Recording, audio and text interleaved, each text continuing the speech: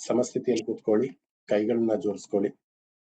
3 ಬಾರಿ ಓಂಕಾರವನ್ನು ಮಾಡಿ ನಂತರ ಈ ತರಗತಿಯನ್ನು ಆರಂಭ ಮಾಡೋಣ. ಓಂ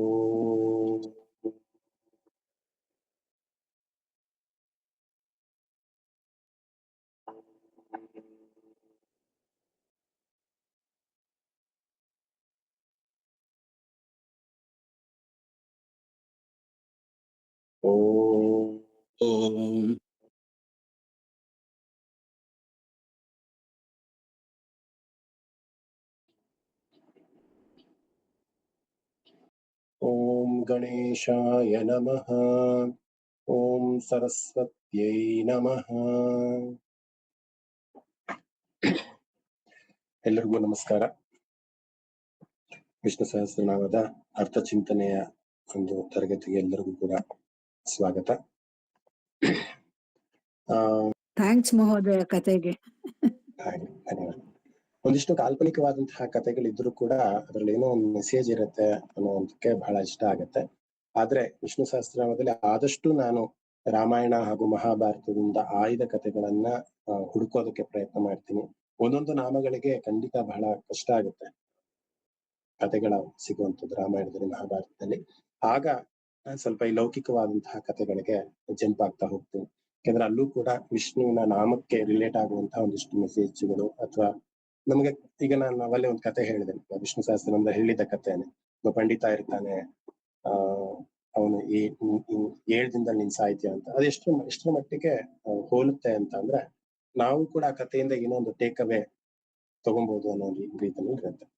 ಓಕೆ, ನಾನು ಕಳೆದ ಕ್ಲಾಸ್ ನಲ್ಲಿ 24ನೇ ಶ್ಲೋಕದ 4ನೇ ನಾಮ ನ್ಯಾಯ ಅನ್ನುವಂತಹ ಒಂದು ನಾಮವನ್ನ ಎಕ್ಸ್ಪ್ಲೈನ್ ಮಾಡಿದ್ದೆ. ಅದರಲ್ಲಿ ವಾಲ್ಮೀಕಿಯ ಒಂದು ಕಥೆಯನ್ನ ನಾನು ಹೇಳಿದ್ದೆ. ಇನ್ನ ಇವತ್ತು ನಾವು ಮತ್ತೆ 24ನೇ ಶ್ಲೋಕದ 5ನೇ ನಾಮ ನೇತಾ ಅನ್ನುವಂತಹ ಒಂದು ನಾಮವನ್ನ ಚಿಂತನೆ ಮಾಡೋಣ. ನೇತಾ ಅಂತ ಅಂದ್ರೆ ಲೀಡರ್ ಅನ್ನುವಂತಹ ಒಂದು ಅರ್ಥ. ನೇತಾ ಅಂದ್ರೆ ಮುನ್ನಡೆಯುವನು ಅಥವಾ ತಾನು ಮುಂದೆ ನಿಂತು ಎಲ್ಲವನ್ನು ಕೂಡ ನಿಯಂತ್ರಿಸುವವನು ಅನ್ನುವಂಥ ಅರ್ಥ ಬರುತ್ತೆ. 24ನೇ ಶ್ಲೋಕ ಇದು. 24ನೇ ಶ್ಲೋಕದಲ್ಲಿ ಬರುವಂತಹ 24ನೇ ಶ್ಲೋಕ ಮತ್ತೆ ಹೇಳ್ಬೇಕಾದ್ರೆ ತುಂಬಾ ಗ್ಯಾಪ್ ಆಗಿದೆ ಅಂತ ಅನ್ಸುತ್ತೆ. ಅಗ್ರಣಿ ಗ್ರಾಮಣಿ ಶ್ರೀಮಾನ್ ನ್ಯಾಯೋ ನೇತಾ ಸಮೀರಣಃ ಸಹಸ್ರಮೂರ್ಧಾ ವಿಶ್ವಾತ್ಮ ಸಹಸ್ರಾಕ್ಷ ಸಹಸ್ರಪಾತ್. ಇದು 24ನೇ ಶ್ಲೋಕ. 24ನೇ ಶ್ಲೋಕದಲ್ಲಿ ಬರುವಂತ ನೇತಾ ಅನ್ನುವಂತ ಒಂದು ನಾಮವನ್ನ ನಾವು ನೋಡ್ತಾ ಇದ್ದೀವಿ. ಅಗ್ರಣೀಹಿ ಗ್ರಾಮಣೀಹಿ ಶ್ರೀಮಾನ್ ನ್ಯಾಯ ನೇತಾ ಅನ್ನುವಂಥದ್ದು ನಾಮಗಳನ್ನ ನಾವು ಕವರ್ ಮಾಡಿದ್ವಿ. ಸೊ ಇಲ್ಲಿ ನೇತಾ ಅಂತ ಅಂದ್ರೆ ಆಗ್ಲೇ ಹೇಳಿದಾಗೆ ಮುನ್ನಡೆಸುವವನು ಅಥವಾ ನಿಯಂತ್ರಿಸುವವನು, ತನ್ನ ಭಕ್ತರನ್ನ ಕೋರಿಕೆಗಳನ್ನ ಪೂರೈಸುವವನು ನೇತಾ ಅಂತಾನೆ. ವಿಷ್ಣು ಎಲ್ಲಾ ಭಕ್ತರ ಕೋರಿಕೆಗಳನ್ನ, ಎಲ್ಲಾ ಭಕ್ತರ ಆಲೋಚನೆಗಳನ್ನ ಪರಮಾತ್ಮ ಸ್ವೀಕಾರ ಮಾಡಿ ಭಕ್ತರನ್ನ ಯಾವ ರೀತಿ ಮುಕ್ತಿಯ ಕಡೆಗೆ ತೆಗೆದುಕೊಂಡು ಹೋಗ್ಬೇಕು ಅನ್ನೋದನ್ನ ಸದಾ ಭಾಗವಹಿಸ್ತಾ ಇರ್ತಾನೆ. ಸುಮಾರು ಜನ ಹೇಳ್ತಾರೆ, ಇದನ್ನ ನಾನು ಕೇಳಿದ್ದೀನಿ, ನಾವು ದೇವರನ್ನ ನೋಡ್ಬೇಕು ಅಂತ ನಾವೆಷ್ಟು ತವಕದಲ್ಲಿ ಇರ್ತೀವೋ ದೇವರು ಕೂಡ ನಮ್ಮನ್ನ ನೋಡ್ಬೇಕು ಅಂದ್ರೆ ನಮ್ಮನ್ನ ಅಂದ್ರೆ ಜೀವಾತ್ಮ ಪರಮಾತ್ಮನನ್ನ ಸೇರ್ಕೊಬೇಕು ಅನ್ನೋಂಥ ಒಂದು ಅರ್ಥದಲ್ಲಿ ಪರಮಾತ್ಮನು ಕೂಡ ನಮ್ಮನ್ನ ಅವನ ಮನೆಗೆ ಬರ್ಮಾಡ್ಕೊಬೇಕು ಅಥವಾ ಅವನ ಒಂದು ಮೋಕ್ಷ ಸ್ಥಳದಲ್ಲಿ ಇಟ್ಕೊಬೇಕು ಅಂತ ಅವನು ಕೂಡ ಪ್ರಯತ್ನ ಮಾಡ್ತಿರ್ತಾನೆ. ಯಾಕೆಂದ್ರೆ ನಾವು ಮಾಡುವಂತಹ ಕರ್ಮಗಳಿಂದ ನಾವು ಜೀವಾತ್ಮರಾಗಿ ಈ ಭೂಲೋಕಕ್ಕೆ ಬಂದಿದ್ದೀವಿ. ನಾವು ಮಾಡ್ತಿರುವಂತಹ ಎಲ್ಲಾ ಕರ್ಮಗಳು ಸಾತ್ವಿಕವಾದದ್ದೇ ಆದಲ್ಲಿ ಅಥವಾ ಒಂದು 10 ಜನಕ್ಕೆ ಉಪಯೋಗಕರವಾದದ್ದೇ ಆದಲ್ಲಿ, ಪ್ರಾಣಿ ಪಕ್ಷಿ ಮನುಕುಲ ಎಲ್ಲದಕ್ಕೂ ಕೂಡ ಉಪಯೋಗ ಆಗಿದ್ದೇ ಆದಲ್ಲಿ ನಾವುಗಳು ದೇವರಾಗ್ಬಿಡ್ತೀವಲ್ಲ. ದೇವ್ರು ಮಾಡೋ ಕೆಲ್ಸನೇ ನಾವು ಇಲ್ಲಿ ಭೂಲೋಕದಲ್ಲಿ ನಿಂತು ಮಾಡ್ತಾ ಇದ್ದೀವಿ. ಅದರಿಂದ ನೇತಾ ಅಂತ ಅಂದ್ರೆ ಭಕ್ತರ ಕೋರಿಕೆಗಳನ್ನ ಪರಮಾತ್ಮ ಸ್ವೀಕಾರ ಮಾಡ್ತಾನೆ. ಇಡೀ ಬ್ರಹ್ಮಾಂಡದ ವ್ಯವಹಾರವನ್ನ ನಿರ್ವಹಣೆಯನ್ನು ಮಾಡುವಂತ ನಾಯಕತ್ವವನ್ನ ಪರಮಾತ್ಮ ಸ್ವೀಕಾರ ಮಾಡಿದ್ದಾನೆ ಅಂತ. ಜಗದ್ಯಂತ್ರ ನಿರ್ವಾಹಕ ಅಂತ ಉಪನಿಷತ್ತಲ್ಲಿ ಒಂದು ಮಾತು ಬರುತ್ತೆ. ಈ ಜಗತ್ತಿನ ಈ ಯಂತ್ರ ಅನ್ನೋದೇನಿದೆ ಅದ್ರ ನಿರ್ವಾಹಕನಾಗಿ ಪರಮಾತ್ಮ ಕೆಲಸ ಮಾಡ್ತಾನೆ. ಒಂದು ಕಥೆಯ ಮುಖಾಂತರ ಈ ಒಂದು ನಾಮವನ್ನ ನಾವು ಅರ್ಥೈಸ್ಕೊಂತೀವಿ. ಅಂದ್ರೆ ಎಲ್ಲರೂ ಕೂಡ ಪ್ರಚಲಿತವಾಗಿ ಗೊತ್ತಿರುವಂತಹ ಕಥೆಯೇ ಮಹಾಭಾರತದಲ್ಲಿ ಬರುವಂತಹ ಕಥೆ. ಮಹಾಭಾರತದ ಶುರುವಿನಲ್ಲಿ ದುರ್ಯೋಧನ ಮತ್ತೆ ಅರ್ಜುನ ಇಬ್ರು ಕೂಡ ಕೃಷ್ಣನ ಹತ್ರ ಬರ್ತಾರೆ. ಅರ್ಜುನ ಬಂದು ಪಾಂಡವರ ಪರವಾಗಿ ಬರ್ತಾನೆ, ದುರ್ಯೋಧನ ಬಂದು ಕೌರವರ ಪರವಾಗಿ ಬರ್ತಾನೆ. ಇಬ್ಬರು ಒಂದೇ ಸಮಯದಲ್ಲಿ ದ್ವಾರಕೆಗೆ ಬಂದು ಭೇಟಿ ಆಗ್ತಾರೆ. ಅಲ್ಲಿ ದುರ್ಯೋಧನ ಬಂದು ಕೃಷ್ಣನ ತಲೆ ಹತ್ತಿರ ನಿಂತ್ಕೊಂತಾನೆ. ಅರ್ಜುನ ಬಂದು ಬಹಳ ವಿನಮ್ರನಾಗಿ ಪಾದಗಳ ಹತ್ರ ನಿಂತ್ಕೊಂತಾನೆ. ಸೊ ಕೃಷ್ಣನಿಗೆ ಎಚ್ಚರಿಕೆ ಆಗುತ್ತೆ. ಮೊದಲು ನೋಡೋದು ಅರ್ಜುನನ್ನ. ನಂತರ ದುರ್ಯೋಧನ ಹೇಳ್ತಾನೆ, ನಾನು ಮೊದಲು ಬಂದಿದ್ದೆ, ಆಮೇಲೆ ಅರ್ಜುನ ಬಂದಿದ್ದು. ಸೊ ಮೊದಲು ನೀನು ನನ್ನ ಕೋರಿಕೆಯನ್ನ ಈಡೇರಿಸ್ಬೇಕು ಅಂತ. ಇದೆಲ್ಲ ನಮ್ಗೆ ಗೊತ್ತಿರುವಂತ ಕಥೆ, ಅದಕ್ಕೆ ನಾನು ವಿಸ್ತಾರವಾಗಿ ಹೇಳ್ತಾ ಇಲ್ಲ. ಇಲ್ಲಿ ನೇತ ಅನ್ನುವಂಥ ಒಂದು ನಾಮಕ್ಕೆ ಯಾವ ರೀತಿ ಈ ಒಂದು ಕತೆ ಪೂರಕವಾಗುತ್ತೆ ಅನ್ನೋದಷ್ಟೇ ನನ್ನ ಒಂದು ಇದು. ಸೊ ಕೃಷ್ಣ ಕಣ್ ತೆರೆದಾಗ ಪಾದದ ಬಳಿ ಇದ್ದಂತಹ ಅರ್ಜುನನ ನೋಡ್ತಾನೆ. ಆಗ ಕೇಳ್ತಾನೆ, ಆಯ್ತು ನಿಮ್ಗೆ ಏನ್ ಬೇಕು, ಏನ್ ಬಂದಿದ್ದು ಅಂತ ಕೇಳಿದಾಗ, ನಾವಿಬ್ರು ಕೂಡ ಮಹಾಭಾರತ ಅನ್ನುವಂತಹ ಯುದ್ಧದ ಒಂದು ಸಹಾಯ ಹಸ್ತವನ್ನ ಕೇಳ್ಕೊಂಡ್ ಬಂದಿದೀವಿ. ನಿನ್ನ ಇಡೀ ನಾರಾಯಣಿ ಸೇನೆಯನ್ನ ಯಾರಿಗೆ ಕೊಡ್ತೀಯಾ? ಬಲಿಷ್ಠವಾದಂತಹ ನಾರಾಯಣಿ ಸೇನೆಯನ್ನ ಕೃಷ್ಣ ಪರಮಾತ್ಮ ಹೊಂದಿರ್ತಾನೆ ಯದುಕುಲದಲ್ಲಿ. ಅರ್ಜುನ ಕೇಳಿದಾಗ ಒಂದು ಡಿಶನ್ನ ಕೃಷ್ಣ ಇಬ್ರಿಗೂ ಬಿಡ್ತಾನೆ, ದುರ್ಯೋಧನಿಗೂ ಬಿಡ್ತಾನೆ, ಮತ್ತೆ ಅರ್ಜುನನಿಗೂ ಬಿಡ್ತಾನೆ. ಆದ್ರೆ ಅರ್ಜುನ, ನನಗೆ ನಿನ್ನ ಬಲಿಷ್ಠವಾದಂತಹ ನಾರಾಯಣಿ ಸೇನೆ ನನಗೆ ಬೇಕಾಗಿಲ್ಲ, ಸ್ವತಃ ನೀನೇ ನನಗೆ ಬರಬೇಕು ಅಂತ ಅರ್ಜುನ ಕೇಳ್ಕೊಂತಾನೆ. ಆಗ ಕೃಷ್ಣ ಹೇಳ್ತಾನೆ, ನೋಡು, ಒಂದು ಕಂಡೀಷನ್ನು, ನಾನೇ ಬರ್ಬೇಕು ಅಥವಾ ನಾನೇ ನಿನಗೆ ಬೇಕು ಅಂದಾಗ ನನ್ನ ಇಡೀ ಅಕ್ಷೋಹಿಣಿ ಸೈನ್ಯ ನಿನ್ನ ಜೊತೆ ಇರಲ್ಲ.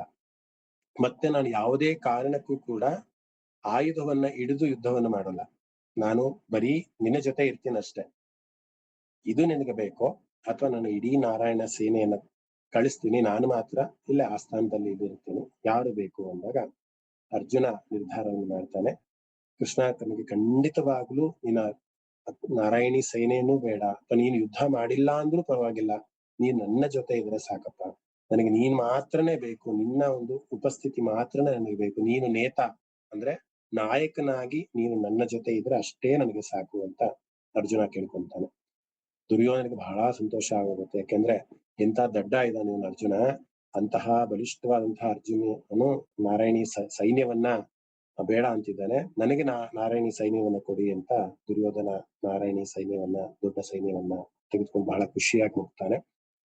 ಅರ್ಜುನನು ಕೂಡ ಅಷ್ಟೇ ಆನಂದದಿಂದ ಕೃಷ್ಣನ್ ನನ್ನ ಜೊತೆ ಇರ್ತಾನೆ, ಯುದ್ಧ ಮಾಡುವಂತ ಸಮಯದಲ್ಲಿ ಧರ್ಮಕ್ಕೆ ಸದಾ ಜಯವಾಗುತ್ತೆ, ಕೃಷ್ಣ ಸಾರಥಿಯಾಗಿ ನಾನು ಇರ್ತೀನಿ ಅಂತ ಒಪ್ಕೊಂತಾನೆ. ಯುದ್ಧ ಮಾಡೋದು ಅಲ್ಲ, ಕುದುರೆಯನ್ನು ಓಡಿಸುವಂತಹ ಕೆಲಸವನ್ನು ನಾನು ಮಾಡ್ತೀನಿ, ಸಾರಥಿಯಾಗಿದ್ಕೊಂಡು ನಿಮ್ಗೆ ಮಾರ್ಗದರ್ಶನವನ್ನು ನೀಡ್ತೀನಿ ಅಂತ ಕೃಷ್ಣ ಒಪ್ಕೊಂಡು, ನಾನು ಇವಾಗ ಏನ್ ಭಗವದ್ಗೀತೆಯ 6ನೇ ಅಧ್ಯಾಯವನ್ನ ಹೇಳಿದೆ, ಆ ಇಡೀ ಗೀತೆಯನ್ನ ಉಪನ್ಯಾಸವನ್ನು ಮಾಡುವಂತ, ಉಪದೇಶಿಸುವಂತಹ ಒಂದು ಕಾರ್ಯವನ್ನ ಸಾರಥಿ ರೂಪದಲ್ಲಿ ಕೃಷ್ಣ ಪರಮಾತ್ಮ ಕೃಷ್ಣನಿಗೆ ಕೊಡ್ತಾ ಹೋಗ್ತಾನೆ.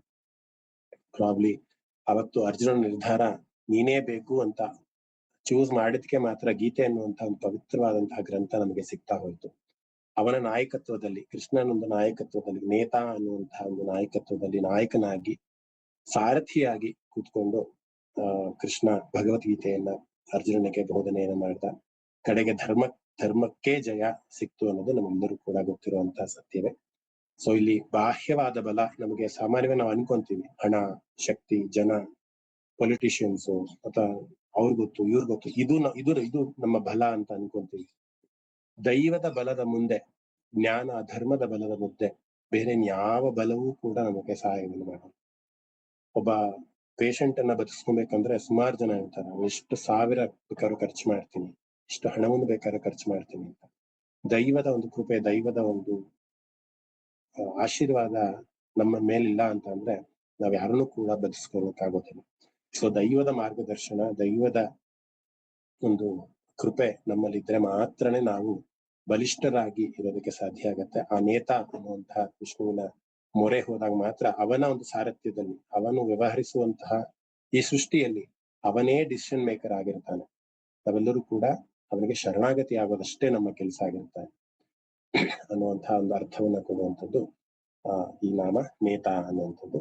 ಎಲ್ಲರೂ ಕೂಡ ಗೊತ್ತಿರುವಂತಹ ಕಥೆ. ಆದ್ರೂ ಕೂಡ ಒಂದು ಲೀಡರ್, ಕೃಷ್ಣಂ ಒಂದೇ ಜಗದ್ಗುರುಂ ಅನ್ನುವಂತಹ ಗುರುವಿನ ಸ್ಥಾನದಲ್ಲಿ ನಿಂತುಕೊಂಡು ಭಗವದ್ಗೀತೆಯನ್ನ ಬೋಧನೆ ಮಾಡುವಂತಹ ಕೃಷ್ಣ ಎಷ್ಟರ ಮಟ್ಟಿಗೆ ನಾಯಕತ್ವದಲ್ಲಿ ಇದ್ದ ಅನ್ನೋದು ಈ ಕಥೆಗೆ ಸಾಕ್ಷಿ ಆಗ್ತಾ ಇದೆ. ಇನ್ನ ಮುಂದಿನ ನಾಮ ಸಮೀರಣ ಅನ್ನುವಂಥದ್ದು ವಿಷ್ಣುವಿನ ಇನ್ನೊಂದು ನಾಮ. ಸಮೀರಣ ಅಂದ್ರೆ ಎಲ್ಲಾ ಜೀವಿಗಳಲ್ಲಿ ಪ್ರಾಣ ಅಥವಾ ಉಸಿರನ್ನ ನಿಯಂತ್ರಿಸುವವನಿಗೆ ಸಮೀರಣ ಅಂತಾರೆ. ಪ್ರತಿಯೊಂದು ಜೀವಿಯಲ್ಲೂ ಕೂಡ ಅದು ಮಾನವರು ಅಂತ ಕ್ರಿಮಿ ಕೀಟಾದಿಗಳಿಂದ ಹಿಡ್ಕೊಂಡು ಸಕಲ ಜೀವರಾಶಿಗಳಲ್ಲೂ ಕೂಡ ಆ ವಾಯು ಪ್ರಾಣವಾಯುವನ್ನ ನಿಯಂತ್ರಿಸುವಂತಹ ಒಂದು ಕೆಲಸವನ್ನ, ಅಂದ್ರೆ ಚೈತನ್ಯಮಯವಾಗಿ ಇಡುವಂತಹ ಒಂದು ಕೆಲಸವನ್ನ ಮಾಡ್ತಾ ಇರೋನು ಪರಮಾತ್ಮನೇ ಆಗಿರೋದ್ರಿಂದ ಅವನಿಗೆ ಸಮೀರಣ ಅನ್ನುವಂತಹ ಒಂದು ನಾಮದಲ್ಲಿ ಕರಿತೀವಿ. ಜೀವಿಗಳ ಎಲ್ಲಾ ಚಲನೆಗಳನ್ನ ನಿಯಂತ್ರಿಸುವಂತಹ ಪ್ರಭು ಅವನಾಗಿದ್ದಾನೆ ಅಂತ. ಪ್ರತಿದಿನ ನಾವು ಎಷ್ಟು ಉಸಿರಾಟವನ್ನು ಮಾಡ್ತೀವಿ, ಎಷ್ಟು ಪ್ರಮಾಣದಲ್ಲಿ ಉಸಿರಾಟವನ್ನು ಮಾಡ್ತೀವಿ, ಅಥವಾ ನಾವು ಮಾಡುವಂತಹ ಚಟುವಟಿಕೆಗಳು ಎಷ್ಟರ ಮಟ್ಟಿಗೆ ಅಗಾಧವಾಗಿರುತ್ತೆ ಅನ್ನೋ ಪ್ರತಿಯೊಂದು ಕೂಡ ತುಂಬಾ ಕ್ಯಾಲ್ಕುಲೇಟಿವ್ ಆಗಿ ನಿರ್ಧರಿಸುವಂತಹ ಏಕೈಕ ವ್ಯಕ್ತಿ ಆ ಸೃಷ್ಟಿಕರ್ತನಾದಂತಹ ವಿಷ್ಣುನೇ ಆಗಿರ್ತಾನೆ ಅನ್ನುವಂತಹ ಅರ್ಥವನ್ನು ಕೊಡುವಂಥದ್ದು. Being the breath of the one who animates the beings ಅಂತ ಶಂಕರರು ಹೇಳ್ತಾರೆ. ಅಂದ್ರೆ ಇಂಗ್ಲಿಷ್ ನ ತಾತ್ಪರ್ಯವನ್ನು ಹೇಳ್ತಾ ಇರುವಂಥದ್ದು. ಸಮೀರಣ ಅಂತ ಅಂದ್ರೆ ನಮ್ಮ ಉಸಿರಿನ ಚಲನ ವಲನಗಳನ್ನ ಅಥವಾ ನಿಯಂತ್ರಣವನ್ನು ಮಾಡುವಂತಹ ಒಂದು ಶಕ್ತಿಯನ್ನ ಪರಮಾತ್ಮ ಹೊಂದಿರ್ತಾನೆ. ಆದ್ದರಿಂದ ನಾವು ಅವನ್ನ ಸಮೀರಣ ಅನ್ನುವಂತಹ ಒಂದು ನಾಮದಲ್ಲಿ ಕರಿತಾ ಹೋಗ್ತೀವಿ ಅಂತ. ಒಂದು ಕಥೆಯ ಮುಖಾಂತರ ನಾವು ಈ ಒಂದು ನಾಮವನ್ನ ಅರ್ಥೈಸ್ಕೊಂತೀವಿ ಅಂತ ಅಂದ್ರೆ, ಶ್ರೀ ನಾಮದೇವರು ಅಂತ ಸಾಮಾನ್ಯವಾಗಿ ನೀವೆಲ್ಲರೂ ಕೂಡ ಕೇಳಿರ್ತೀರ. ಸಂತ ನಾಮದೇವ ಅಂತ ಒಂದು ನಾಮದಲ್ಲೂ ಕೂಡ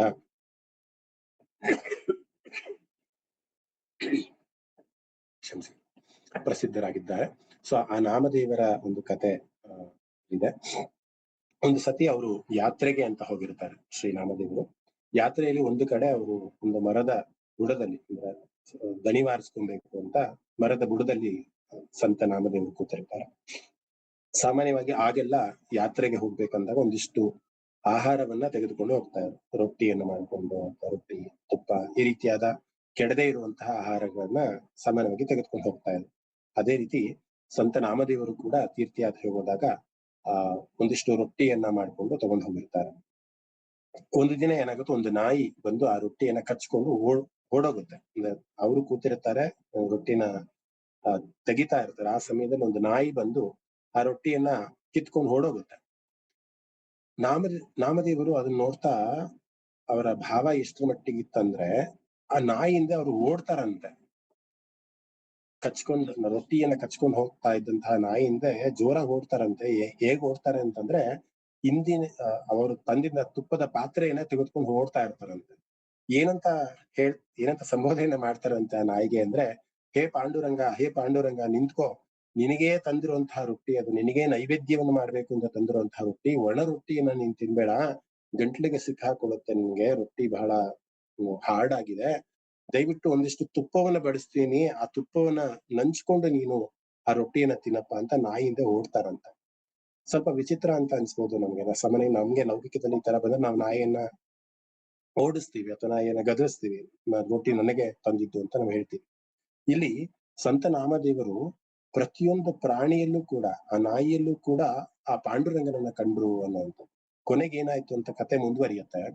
ಆ ನಾಯಿಯನ್ನ ತುಪ್ಪದ ಒಂದು ಬಟ್ಟಲನ್ನ ಇಟ್ಕೊಂಡು, ತುಪ್ಪವನ್ನ ಬಡಿಸ್ತೀನಿ, ತುಪ್ಪವನ್ನ ತೆಗೆದುಕೊಂಡು ನೀನು ರೊಟ್ಟಿಯನ್ನ ತಿನ್ನು ಅಂತ ಹಿಂದೆ ಸುಮಾರಷ್ಟು ದೂರ ಹೋಗ್ತಾರಂತೆ ಸಂತ ನಾಮದೇವರು. ಪಾಂಡುರಂಗ ಆ ನಾಯಿಯ ರೂಪದಲ್ಲಿ ಭಗವಂತನ ದರ್ಶನವನ್ನ ಕೊಡ್ತಾರಂತೆ ನಾಮದೇವರಿಗೆ. ಆ ನಾಯಿಯ ರೂಪದಲ್ಲಿ ಭಗವಂತ ದರ್ಶನವನ್ನು ಕೊಟ್ಟು ಹೇಳ್ತಾರಂತೆ, ಪ್ರತಿಯೊಂದು ಜೀವಿಯಲ್ಲೂ ಕೂಡ, ಪ್ರತಿಯೊಂದು ಕಣಕಣದಲ್ಲೂ ಕೂಡ ನೀನ್ ನನ್ನನ್ನೇ ಕಾಣ್ತಾ ಇದೀಯಪ್ಪ ನಾಮದೇವ. ನಿನ್ನಂತ ಭಕ್ತರು ನನಗೆ ಇರುವಂತದ್ದು ಬಹಳ ನನಗೆ ತೃಪ್ತಿಯನ್ನ ತಂದು ಕೊಟ್ಟಿದೆ. ತುಪ್ಪವನ್ನು ಬಡಿಸ್ಕೊಂಡು ಆ ರೊಟ್ಟಿಯನ್ನ ಸ್ವೀಕಾರವನ್ನು ಮಾಡ್ತಾರಂತೆ ಪಾಂಡುರಂಗನ ರೂಪದಲ್ಲಿ ಬಂದು. ಇದು ಸಂತ ನಾಮದೇವರೇ ತಮ್ಮ ಒಂದು ಕಥೆಯಲ್ಲಿ ಅಥವಾ ಪುಸ್ತಕದಲ್ಲಿ ಬರೆದಿರುವಂತಹ ಒಂದು ನಿಜವಾದಂತಹ ಒಂದು ಕತೆ. ಈಗಲೂ ಕೂಡ ನಾವು ಪ್ರತಿಯೊಂದು ಜೀವಿಗಳಲ್ಲೂ ಕೂಡ, ಪ್ರಾಣಿ, ಪಕ್ಷಿ, ಹಸು, ಕರು, ಎಲ್ಲದರಲ್ಲೂ ಕೂಡ ಪರಮಾತ್ಮನೇ ಇದ್ದಾನೆ, ಪರಮಾತ್ಮನೇ ಸ್ವೀಕಾರವನ್ನು ಮಾಡ್ತಿದ್ದಾನೆ. ಯಾಕೆಂದ್ರೆ ಸಮೀರಣ, ಉಸಿರನ್ನ ನಿಯಂತ್ರಣ ಮಾಡುವಂತಹ ಅಥವಾ ಜೀವಿಗಳಿಗೆ ಪ್ರಾಣವಾಯುವನ್ನ ಕೊಡುವಂತಹ ಶಕ್ತಿ ಇರುವಂತದ್ದು ಬರೀ ಪರಮಾತ್ಮನಲ್ಲಿ ಮಾತ್ರ. ಬೇರೆ ಯಾರಿಗೂ ಕೂಡ ಒಂದು ಜೀವನ ಹುಟ್ಟು ಹಾಕೋದಕ್ಕೆ ಸಾಧ್ಯವೇ ಇಲ್ಲ. ಇವತ್ತು ನಾವೇನೋ ಒಂದು ಸೃಷ್ಟಿ ಮಾಡ್ಬೋದು ಅಂದ್ರೆ ಒಂದು ಸಿಸ್ಟಮ್ನೋ, ಒಂದು ಕಂಪ್ಯೂಟರ್ನೋ, ಒಂದು ಪ್ರಿಂಟರ್ನೋ ಅಥವಾ ಒಂದು ಮಿಷಿನ್ನೋ ಸೃಷ್ಟಿ ಮಾಡ್ಬೋದು. ಒಂದು ಚೈತನ್ಯಮಯವಾಗಿರುವಂತಹ ಯಾವುದೇ ಒಂದು ವಸ್ತುವನ್ನ ಸೃಷ್ಟಿ ಮಾಡುವಂತಹ ಸಾಮರ್ಥ್ಯ ಇದುವರೆಗೂ ನಾವು ಯಾವಷ್ಟೇ ಸೈನ್ಸ್ ಬಂದ್ರೂ ನಾವು ಅದನ್ನ ಕಂಡುಹಿಡಿಯೋದಕ್ಕಾಗಿಲ್ಲ. ಅದನ್ನ ಸೃಷ್ಟಿಸುವಂತಹ ಅಥವಾ ಸೃಷ್ಟಿಗೆ ದೇಹಕ್ಕೆ ಉಸಿರನ್ನ ಕೊಡುವಂತಹ ಒಂದು ಚೈತನ್ಯ ಇರುವಂತದ್ದು ಬರೀ ಪರಮಾತ್ಮನಿಗೆ ಮಾತ್ರ, ಸಮೀರಣ ಅಂತ. ಯಾಕೆಂದ್ರೆ ಪ್ರತಿಯೊಂದು ಜೀವಿಯಲ್ಲೂ ಕೂಡ ನಾವು ಪರಮಾತ್ಮನನ್ನೇ ಯಾವಾಗ ನೋಡಕ್ ಶುರು ಮಾಡ್ತೀವಿ.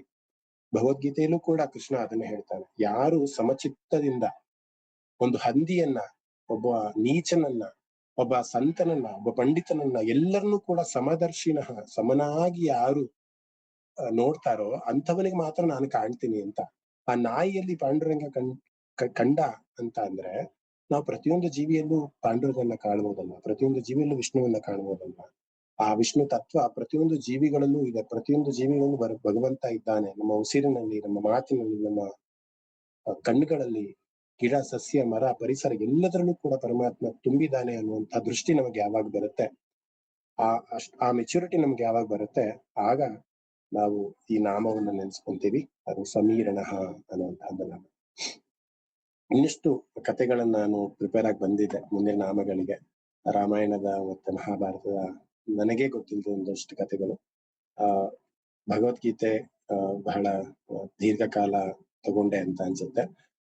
ಖಂಡಿತ 5:30 ಆಯ್ತು. 4 ಗಂಟೆಗೆ ಶುರು ಮಾಡಿದ್ದು 1:30 ಗಂಟೆಗಳ ಕಾಲ ನಮ್ಮ ಈ ಸತ್ಸಂಗ ಮುಂದುವರಿತು. ನನಗಂತೂ ಖಂಡಿತ ಇನ್ನೂ 1 ಅವರ್ ಕೊಟ್ಟರು ಕೂಡ ನಾನು ಪಾಠ ಮಾಡಕ್ಕೆ ಸಿದ್ಧನಾಗಿರ್ತೀನಿ. ಆದ್ರೆ ಸಂಧ್ಯಾ ಕಾಲ ಎಲ್ಲರೂ ಕೂಡ ನಿಮ್ಮ ಮನೆಗಳಲ್ಲಿ ದೇವರ ಮನೆಯಲ್ಲಿ ದೀಪಗಳನ್ನ ಹಚ್ಚಿ ನಿಮ್ಮ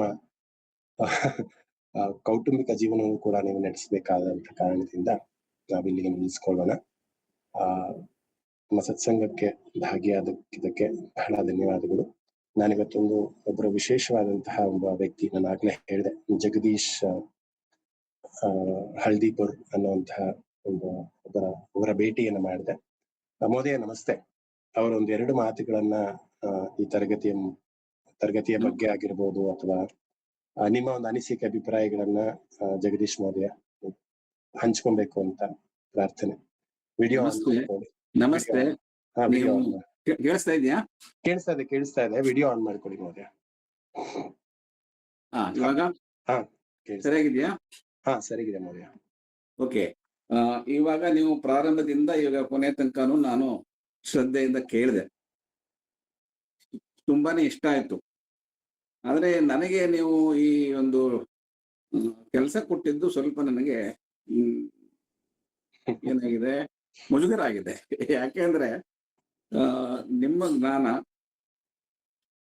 ನಾವು ಯಾವ ರೀತಿ ಹೇಳ್ಬೇಕು ಅಂತಾನೆ ಗೊತ್ತಾಗಲ್ಲ. ಯಾಕೆಂದ್ರೆ ಅಷ್ಟು ಚೆನ್ನಾಗಿ ತಿಳ್ಕೊಂಡಿದ್ದೀರಾ, ಅಷ್ಟು ಚೆನ್ನಾಗಿ ಹೇಳಿದ್ದೀರಾ. ಅದು ನಾವು ಒಂದು ಹುಲ್ಲು ಕಡ್ಡಿಗೂ ಸಮಾನರಲ್ಲ. ಅದನ್ನು ನಾವು ವಿಶ್ಲೇಷಣೆ ಮಾಡೋ ಯೋಗ್ಯತೆ ಖಂಡಿತ ನನಗಂತೂ ಇಲ್ಲ. ವಿಚಾರ ತಿಳ್ಕೊಂಡು ಇಲ್ಲ. ನಾನು ಈ ನವವಿಧ ಭಕ್ತಿಗಳಲ್ಲಿ ಬಹಳ ತುಂಬಾ ಇಷ್ಟಪಡೋದು ಒಂದೇ ಒಂದು, ಶ್ರವಣಂ ಕೀರ್ತನಂ ಎಷ್ಟೋ ಸ್ಮರಣಂ ಪಾದಸೇವನಂ ಅರ್ಚನಂ ವಂದನಂ ದಾಸ್ಯಂ ಸಖ್ಯಂ ಆತ್ಮನಿವೇದನಂ ಅಂತ ಏನೋ ಇದೆಯಂತೆ. ಅದರಲ್ಲಿ ಆ ಶ್ರವಣ ಮಾತ್ರ ನಾನು ಇಷ್ಟು ವರ್ಷನೂ ಮಾಡಿದ್ದಷ್ಟೆ, ಇನ್ಯಾವುದು ಗೊತ್ತಿಲ್ಲ ನಂಗೆ. ಇವತ್ತು ನೀವು ಹೇಳಿದ್ದು ಕೇಳಿದ್ದೀನಿ. ಈ ಭಗವದ್ಗೀತೆ ವಿಚಾರ ಹೇಳಿದಾಗ ತುಂಬಾ ಜನ ಹೇಳ್ತಾ ಇದ್ರು ಏನು ಅಂದ್ರೆ, ಈ ನಮ್ಮ DVG ಅವರು ಬರೆದಿದ್ದು ಮಂಕುತಿಮ್ಮನ ಕಗ್ಗದಲ್ಲಿ ಕಗ್ಗ ಯಾವ ಗೀತೆಯಲ್ಲಿ ಏನೇನಿದೆಯೋ ಅದರಲ್ಲೆಲ್ಲ ಅದಿದೆ ಅಂತ. ಈಗ ನೀವು ಇವತ್ತು ತಗೊಂಡು ಒಂದು ಹೇಳಿದ್ರಿ, ವಿಚಾರ ಹೇಳಿದ್ರಿ, ಬೇಕು ಬೇಕು ಬೇಕು ಬೇಕು, ಅದು ಯಾಕೆ, there is no end for it. ಅದು ಅವರು ಒಂದು ಸ್ಟ್ಯಾಂಡರ್ಡ್ ಹೇಳಿದ್ದು ಇಲ್ಲಿ ಸಿಕ್ತು ನಂಗೆ ಕೂಡಲೇ. ಅದನ್ನ ಹೇಳಲ್ಲ ಇವಾಗ? ಖಂಡಿತ ಹೇಳಿ. ಬೇಕು ಭಗವದ್ಗೀತೆ ಅಂತಾನೆ DVG ಬೇಕು ಬೇಕದು ಬೇಕು, ಬೇಕದನಿಗೆ ಇನ್ನೊಂದು ಬೇಕೆನ್ನುತ್ತ ಬೊಬ್ಬಿಡುತ್ತ ಘಟವಿದನು, ಏಕೆಂದು ರಚಿಸಿದನು ಒಮ್ಮನಿ ಬೇಕು ಜಪ, ಸಾಕೆ ನೆಪದೆಂದಿಗಲು ಮಂಕುತಿಮ್ಮ. ಸಾಕು ಅನ್ನೋದು ಬರೋದೇ ಇಲ್ಲ. ನನಗೆ ಬೇಕು, ನನ್ನ ಮಕ್ಕಳಿಗೆ ಬೇಕು, ನನ್ನ ಮೊಮ್ಮಕ್ಕಳಿಗೆ ಬೇಕು. There is no end for our wants. ಹೌದಾ? ಖಂಡಿತ, ಸಂದೇಹನೇ ಇಲ್ಲ. ಅದು ಒಂದಾದ್ರೆ, ಇನ್ನೊಂದು ನಾನು ಈ ವಿಷ್ಣು ಸಹಸ್ರನಾಮದ ಬಗ್ಗೆ ಹೇಳ್ಬೇಕು ಅಂದ್ರೆ, ನಮ್ಮ ಬನ್ನಂಜೆ ಗೋವಿಂದಾಚಾರ್ಯ ಇಲ್ಲಿ ನಮ್ಮ ಮಧುಸಂಘದಲ್ಲಿ ಪ್ರವಚನ ಮಾಡ್ತಾ ಇದ್ರು. ಅವರು ಸುಮಾರ್ತೆ ಕೇಳಿದೀನಿ ನಾನು. ಅವ್ರು ಹೋದ ಕಡೆ ಎಲ್ಲ ಒಂದು ವಿಚಾರ ಹೇಳೋರು. ಅವರು ದೇಶದಲ್ಲಿ ವಿದೇಶದಲ್ಲಿ ಹೋದಾಗ ಅವ್ರದ್ದು ಅನುಭವಗಳು ಅವರು ಮಾಡ್ತಾ ಇದ್ದಾಗ ಎಲ್ಲ ಆದ್ಮೇಲೆ ಯಾರೋ ಒಬ್ಬರು ವೃದ್ಧ ದಂಪತಿಗಳು ಬಂದು ಕೂತ್ಕೊಳ್ತಾ ಇದ್ರು. ಎಲ್ಲಾರು ಹೋದ್ರು, ಅವ್ರು ಹೋಗ್ಲಿಲ್ವಂತೆ. ಅವ್ರಿಗೆ ಆಶ್ಚರ್ಯ ಆಯ್ತು, ಯಾಕೆ ಇವ್ರು ಕೂತಿದ್ದಾರಂತೆ, ಪರಿಚಯ ಇಲ್ಲ ಇವರಿಗೆ ಅವ್ರು ಯಾರು ಅಂತ.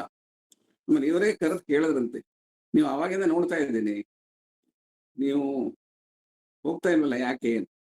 ಇಲ್ಲ, ನಾವು ನೀವು ಹೇಳಿದ್ದು ವಿಷ್ಣು ಸಹಸ್ರನಾಮದ ಬಗ್ಗೆ ಪ್ರವಚನವನ್ನು ಕೇಳಿದ್ದೀವಿ, ನಾವು ಮಾಡಿದ್ದಷ್ಟೇ, ಇನ್ನೇನು ಮಾಡಿಲ್ಲ. ನಮಗೆ ಅದರಿಂದ ಆಗಿದ್ದ ಪ್ರಯೋಜನ ಏನಪ್ಪಾ ಅಂದ್ರೆ, ನನ್ನ ಮಗನಿಗೆ ಕ್ಯಾನ್ಸರ್ ಇದ್ದಿತ್ತು, ನಾವು ಪ್ರಾರ್ಥನೆ ಮಾಡಿ ನಿಮ್ಮ ಪ್ರವಚನವನ್ನ ಶ್ರದ್ಧೆಯಿಂದ ಕೇಳಿದ್ವಿ ಅಷ್ಟೇ. ಇಷ್ಟು ದಿವಸ ಕೇಳಿದ್ದಕ್ಕೆ ಇವಾಗ ಹೋಗಿ ತೋರಿಸಿದ್ರೆ ಕ್ಯಾನ್ಸರ್ ಇಲ್ಲ ಅಂತ ಬಂತು ರಿಪೋರ್ಟ್. ಅದು ವಿಷ್ಣು ಸಹಸ್ರನಾಮದ ಫಲ ಬಂತು ನಮ್ಗೆ ಅಂತ ಅವ್ರು ಹೇಳ್ತಾರೆ. ಅದು ಎಲ್ಲಿ ಭಕ್ತಿ ಇರುತ್ತೋ, ಎಲ್ಲಿ ಶ್ರದ್ಧೆ ಇರುತ್ತೋ, ಎಲ್ಲಿ ಹೇಳ್ತಾರೋ, ನೀವು ಹೇಳಿದಾಗೆ ಅದು ಸತತವಾಗಿ ಹೇಳ್ತಾ ಇರ್ಬೇಕು. ಯಾವಾಗ ನಿಂತ್ಕೊಂಡಾಗ, ಕೂತ್ಕೊಂಡಾಗ, ಮಲಗಿದ್ದಾಗ ಅದೇ ಮಾಡ್ತಾ ಮಾಡ್ತಾ ಇತ್ತು ಅಂತಂದ್ರೆ ನಿಮ್ಗೆ ಇನ್ನೂ ಬೇಕಾಗಿಲ್ಲ. ಅತ್ಯಂತ ಶ್ರೇಷ್ಠವಾದಂತ ವಿಷ್ಣು ಸಹಸ್ರನಾಮ, ಇನ್ನು ಬೇರೆ ಯಾವುದು ಬೇಕಾಗೇ ಇಲ್ಲ ಅಂತ ನನ್ನ ಅಭಿಪ್ರಾಯ.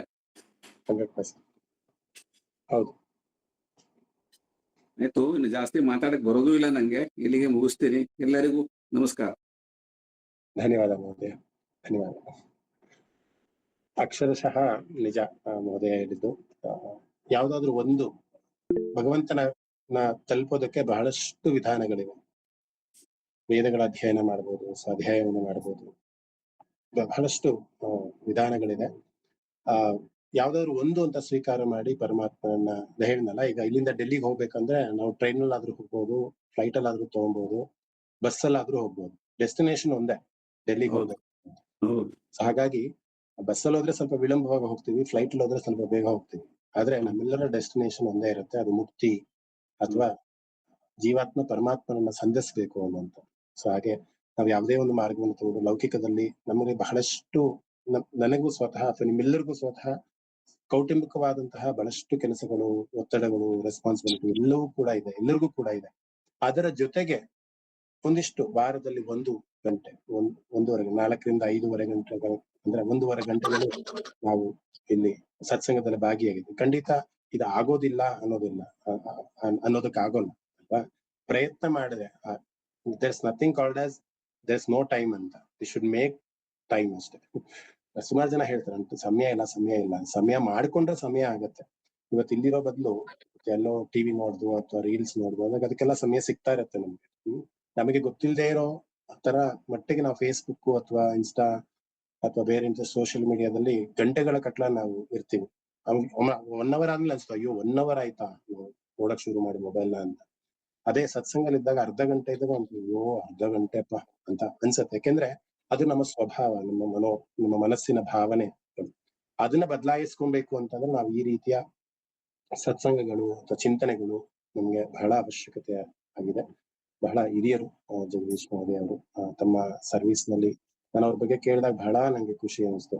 ಬಹಳಷ್ಟು ಗೌರ್ಮೆಂಟ್ ಇದರಲ್ಲೆಲ್ಲ ಸಿವಿಲ್ ಎಲ್ಲ ತುಂಬಷ್ಟು ಕೆಲಸಗಳನ್ನ ಮಾಡಿ ರಿಟೈರ್ಮೆಂಟ್ ತಗೊಂಡು ಇವತ್ತು ಇದ್ದಾರೆ. ನಮ್ಮ ಗುರುಗಳ ಗುರು ಅಂತಾನೆ ಹೇಳ್ಬೋದು.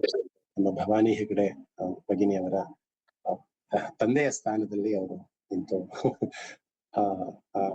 ಆಶೀರ್ವಾದ ಭವಾನಿ ಭಗಿನಿಯವರು ನಿಜವಾಗ್ಲೂ ಅವ್ರನ್ನ ತಂದೆ ತಾಯಿ ರೂಪದಲ್ಲೇ ನೋಡ್ತಾರೆ. ಮ್ಯಾಮ್ ಇದ್ದಾರಾ ಮಹೋದಯ? ಮ್ಯಾಮ್ ಇದ್ದಾರಾ? ಮ್ಯಾಮ್ ಇದಾರೆ.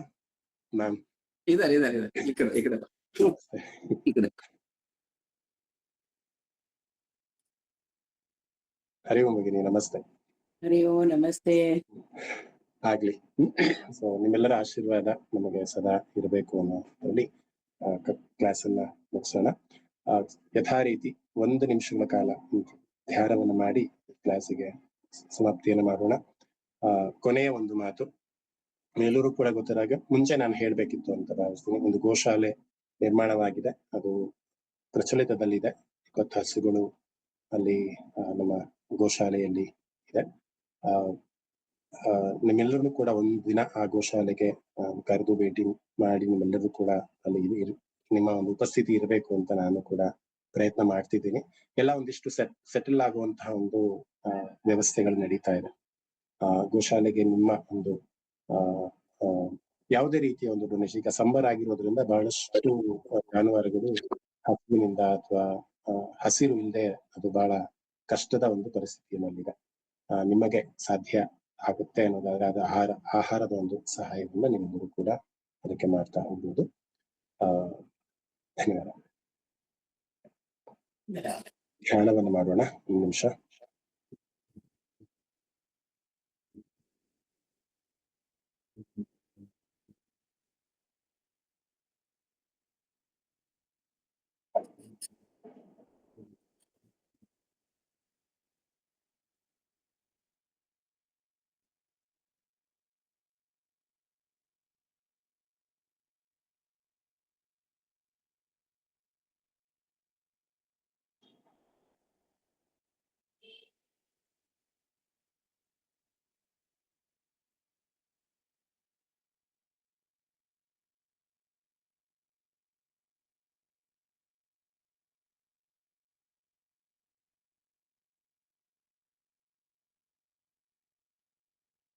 सर्वे भवन्तु सुखिनः, सर्वे सन्तु निरामयाः, सर्वे भद्राणि पश्यन्तु, मा कश्चित् दुःखभाग् भवेत्।